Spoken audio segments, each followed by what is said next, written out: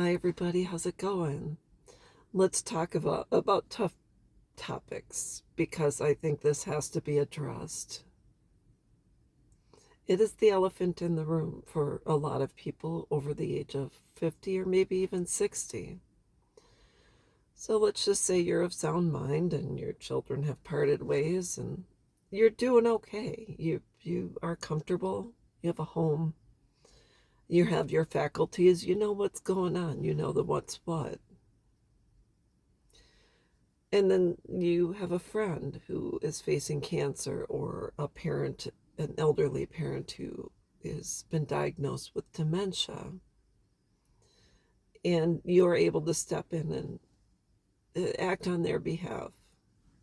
Both of my grandmothers needed care, and an uncle on each side stepped in for finances and power of attorney over health. And on my maternal grandmother's side, my uncle oversaw the finances and my mom oversaw the medical.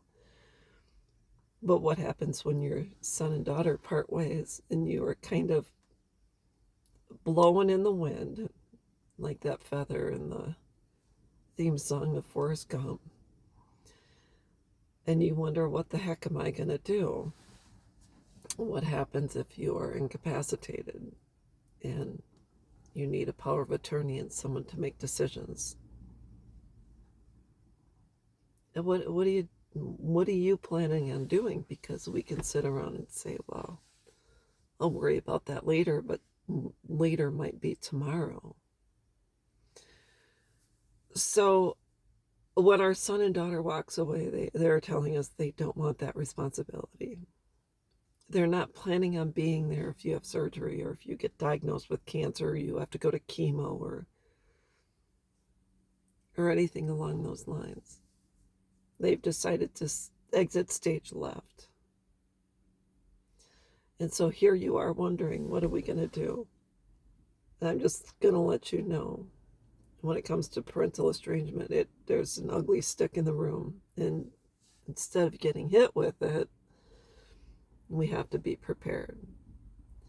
We can't leave our lives up to chance, or where someone draws a straw and then that's the person. You don't want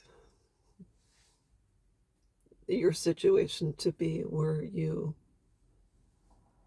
fall, get hurt, you have to go in for surgery, and all of a sudden, who's going to take care of your dog or cat? Who's going to step in and pay your bills? I'm going to guarantee you, as much as we say, well, our kids would come back, I'm going to tell you right now, they won't. And the last thing you want is to have a doctor or nurse call them and them say, it's not me. Yeah, do not resuscitate. Don't call me. That's not my responsibility. So you have to be prepared. None of us wants to face this truth.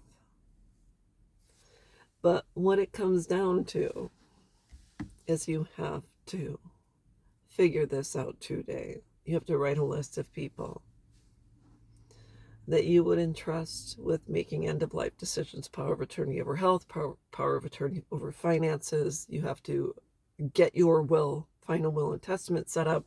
You have to go into your accounts and sign a power of attorney over death, POD. So if you pass away, that would be the person that would receive money from your accounts. I don't care if you have $1, you just have to name someone. So it's really, really, really important, because let's say you have a best friend and you want her to receive everything. Well, if you don't set everything up entrusted to this person, it'll go through probate and your friend might end up with nothing. They might take your house, they might, to pay your medical bills, they might take your vehicle, they might,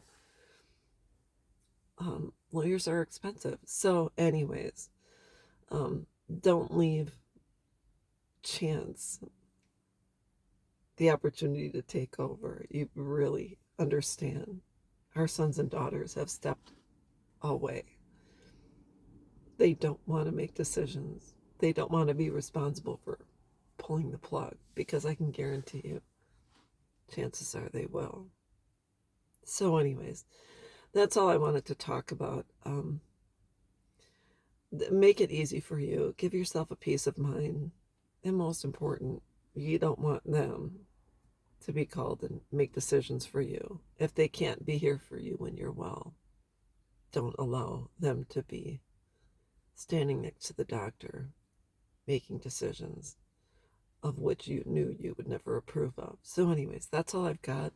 I hope this helps, and I will be back.